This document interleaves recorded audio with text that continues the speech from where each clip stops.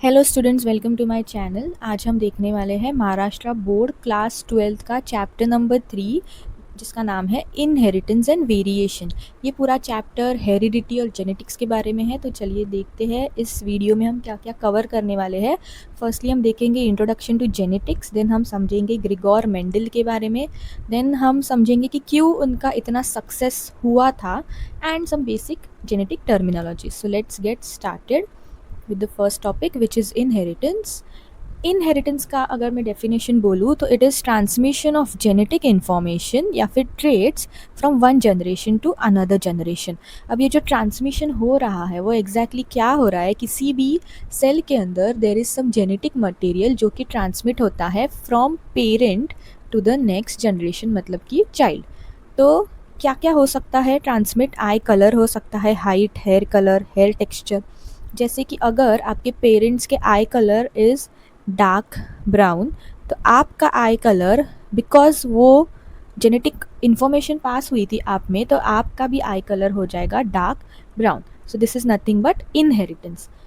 तो ये बेसिक एक बार समझने के बाद हम समझते हैं ग्रिगोर जोहान मेंडल के बारे में। This is the person Grigor Johan Mendel. उनको हम फादर ऑफ जेनेटिक्स बोलते हैं। अब ऐसा उन्होंने क्या किया था कि हम उनको फादर ऑफ जेनेटिक्स बोलते हैं, वो हम समझते हैं। फर्स्टली उन्होंने बहुत सारे एक्सपेरिमेंट्स किए थे पी प्लांट पे। पी प्लांट मतलब पाइसम सटाइवम उसका साइंटिफिक नेम है, और ये पी प्लांट ऐसे दिखता है। उन्होंने इस पी प्लांट पे 1856 टू लेकर 1863 तक बहुत सारे एक्सपेरिमेंट्स किए थे। But one interesting thing is, till 34 years after that उनके सारे एक्सपेरिमेंट्स को किसी ने भी ध्यान नहीं दिया था। But he died after that, and much more later in 1900s 3 scientist ने इनके काम को रीडिस्कवर किया था, और फिर उनके डेथ के बाद उनको फादर ऑफ जेनेटिक्स कहा गया था, बिकॉज इन्होंने सारा फाउंडेशन ले किया था फॉर जेनेटिक्स, जो उस टाइम पे लोग समझ नहीं पाए थे। तो चलिए देखते हैं what are the reason for Mendel success. सबसे पहले उन्होंने पी प्लांट, जो कि पाइसम सटाइवम है, उनकी ये चॉइस थी फॉर हिज एक्सपेरिमेंटेशन। फिर उनके जो पाइसम सटाइवम में जो कैरेक्टर्स थे वो सारे कॉन्ट्रास्टिंग थे। अभी कॉन्ट्रास्टिंग का मीनिंग क्या है? जैसे अगर मैं देखूँ पाइसम सटाइवम यानी पी प्लांट का फ्लावर, तो एक फ्लावर शो करेगा पर्पल कलर, एक फ्लावर शो करेगा वाइट कलर। जैसे आप देख सकते हैं ये दोनों कैरेक्टर्स बहुत ही कॉन्ट्रास्टिंग है। फिर अगर हाइट की मैं बात करूँ तो एक प्लांट शो करेगा टॉलनेस और एक शो करेगा ड्वार्फनेस। मतलब मैं देखने से बहुत ही क्लियरली बता सकती हूँ कि एक plant is tall, another one is dwarf. तो ये कॉन्ट्रास्टिंग कैरेक्टर्स ही वन ऑफ द रीज़न बने for Mendel success. Then naturally self pollinating, मतलब anthers of the same flower were able to pollinate the egg cell of the same flower. उसके वजह से ये जो प्रोसेस है वो बात बहुत ही ज़्यादा फास्ट हो जाती है। और अगर मेंडल को कभी क्रॉस पॉलिनेशन भी करना होता तो बाय मैनिपुलेटिंग वो कर सकता था। तो इसके वजह से अगेन ये एक रीज़न बना मेंडल के सक्सेस के लिए। Then large size sample.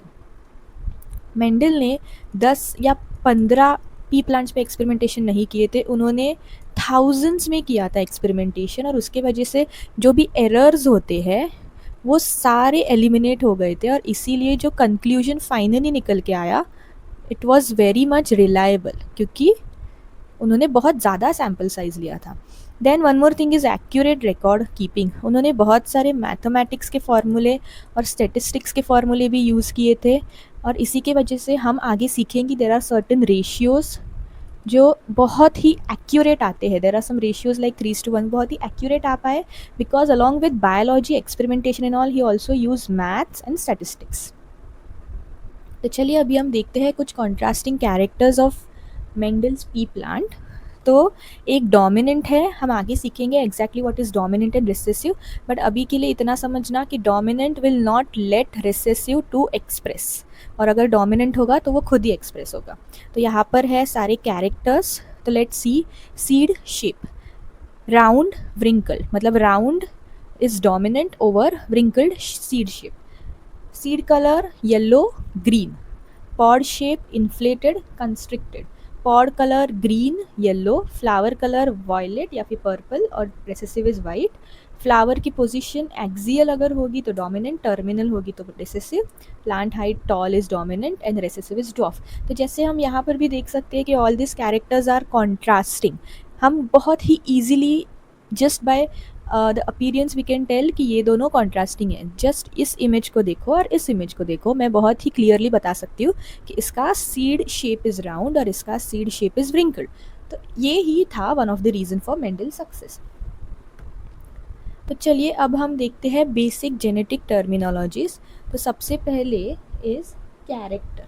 अभी कैरेक्टर क्या होता है? Character is anything which we are talking about. जैसे कि हो गया हाइट, ये एक फीचर है जो ट्रांसमिट हो रहा है, और हो गया सीड कलर, तो ये हो गया कैरेक्टर। अभी देखते हैं ट्रेट क्या है।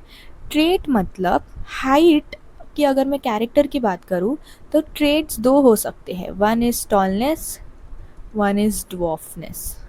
तो ट्रेट वो है जो एक्चुअल में पास हो रहा है, एक तो टॉलनेस पास हो रहा है या फिर ड्वार्फनेस पास हो रहा है। तो अगर मैं सेम सीड कलर के लिए बोलूँ तो दो मेरे पास ट्रेट्स है, one is seed colour green and one is yellow seed colour. अगर मैं सेम फ्लावर के कैरेक्टर की बात कर रही हूँ, फ्लावर कलर के, तो again I have two traits, one is purple and another one is white. तो ये हो गया कैरेक्टर और ट्रेट के बारे में। अब हम देखते हैं जीन। अभी जीन एक डीएनए के अंदर वो वाला पार्ट है जो कोड कर रहा है आपके स्पेसिफिक ट्रेट के लिए। जैसे कि अगर मैं बोलूँ ये ट्रेट टॉलनेस को शो कर रहा है तो this will be the gene. तो it is a part of DNA जो कि ट्रांसमिट करेगा या फिर इनहेरिटेंस शो करेगा। चलिए अभी देखते हैं अलील के बारे में। तो अलील इज समथिंग जो कि वेरिएंट होता है, वेरिएंट ऑफ अ ट्रेट। जैसे कि मैं बोलूँ इस डीएनए पे ये पोर्शन शो कर रहा है टॉलनेस, तो सेम होमोलोगस डीएनए पे, होमोलोगस मतलब this is actually pair of chromosome. तो अगर इस पार्ट पे शो कर रहा है टॉलनेस तो सेम पेयर ऑफ क्रोमोसोम के इस पार्ट पे शो करेगा ड्वार्फनेस। तो यहाँ पर ड्वार्फनेस शो कर रहा है और यहाँ पर टॉलनेस शो कर रहा है। इसी को हम बोलते हैं वेरिएंट। वेरिएंट मतलब जैसे कि हाइट के हमारे पास दो वेरिएंट है, टॉलनेस, ड्वार्फनेस। सीड कलर के भी मेरे पास दो वेरिएंट है, ग्रीन और येलो। तो ऐसे ही सेम लोकाई पे, वी कॉल इट लोकाई मतलब लोकेशन। तो सेम लोकाई पे, जैसे यहाँ पर अगर मुझे मिल रहा है फ्लावर कलर पर्पल का जीन, तो मुझे यहाँ पर मिलेगा वाइट का जीन। तो इसे हम कहते हैं अलील्स। अभी हम देखते हैं डोमिनेंट एंड रिसेसिव के बारे में। तो बिफोर अंडरस्टैंड दिस थिंग, पहले हमें देखना पड़ेगा कि हमेशा जो हम अलील्स लिखते हैं वो हमेशा हम पेयर में लिखते हैं। मतलब अगर मैं बोल रही हूँ टॉलनेस इस कैरेक्टर के बारे में, तो मैं इस अलील को ऐसे लिखूँगी, टॉल और ड्वार्फ अगर है तो tall is dominant and dwarf is recessive. तो मैं इस टॉलनेस वाले कैरेक्टर का अलील हमेशा कैपिटल टी ऐसे लिखूँगी या फिर कैपिटल टी स्मॉल टी ऐसे लिखूँगी।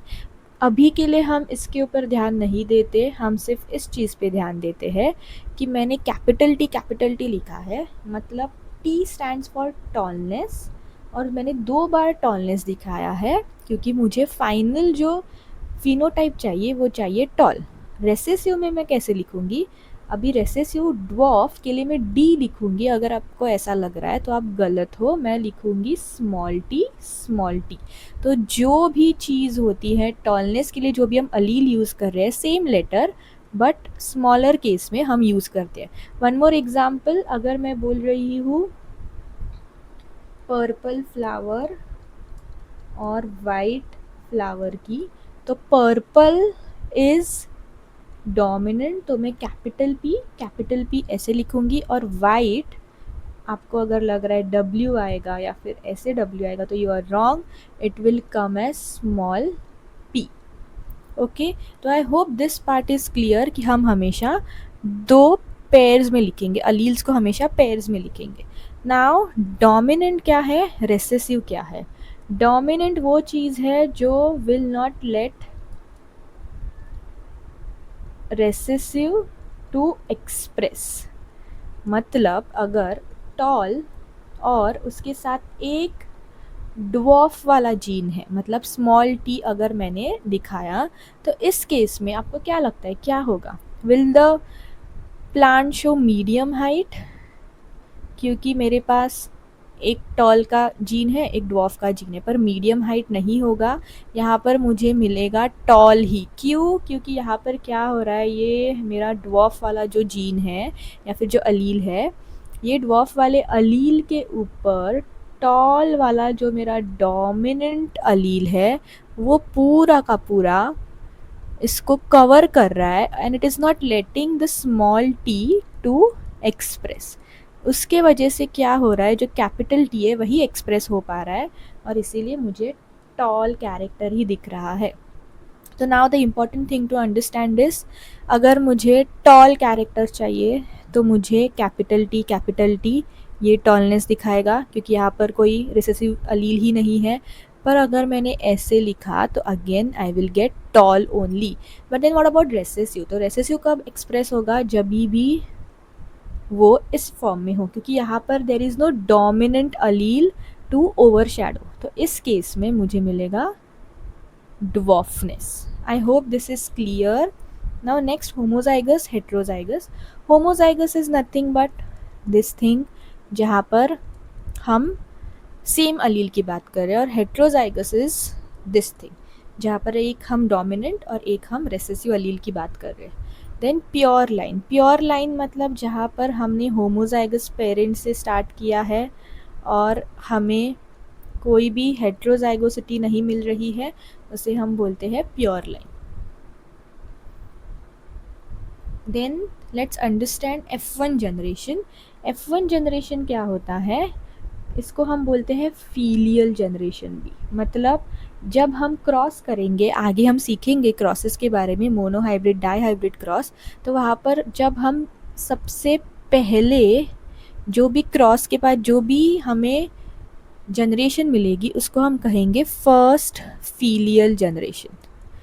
तो ये ऐसे बढ़ते जाता है. नेक्स्ट क्रॉस के बाद हम F2 लिखेंगे, उसके बाद F3 लिखेंगे, F4, ऐसे ये चलते जाता है जब तक हम क्रॉस कर रहे हैं और जब तक हमें जनरेशन मिलती जा रही है. Then phenotype. अब फिनोटाइप क्या है, phenotype is nothing but physical characteristics, या फिर जो मैं देख सकती हूँ आँखों से, उसको मैं बोलूँगी फिनोटाइप. अब जीनोटाइप क्या है, जो हमने जिस लास्ट स्लाइड पे देखा था, this is nothing but genotype. Physical character मैं कैसे बोल सकती हूँ, टॉल, ड्वार्फ. बस मेरे पास दो ही ऑप्शन है बताने के लिए. पर जीनोटाइप में कैसे बता सकती हूँ, कैपिटल टी, स्मॉल टी.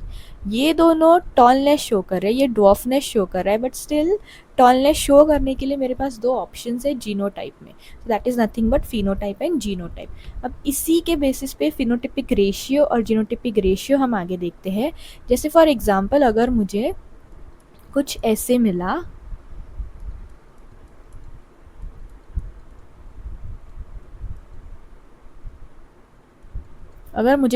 मिला, तो मैं बताऊंगी कि फिनोटिपिक रेशियो मतलब ये भी मेरा टॉल है, ये भी मेरा टॉल है और ये भी टॉल ही है. तो मैं बोलूँगी 3 टॉल इज टू 1, ये मेरा ड्वार्फ है तो 1 ड्वार्फ.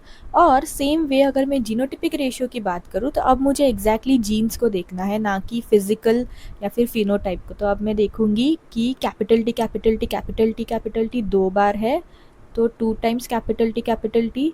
फिर एक बार मुझे दिख रहा है कैपिटल टी स्मॉल टी, और वापस एक बार मुझे दिख रहा है स्मॉल टी. तो this is my phenotypic and genotypic ratio. Thank you for learning with us. हम मिलेंगे नेक्स्ट लेक्चर में. And if you like this video, do like, share and subscribe.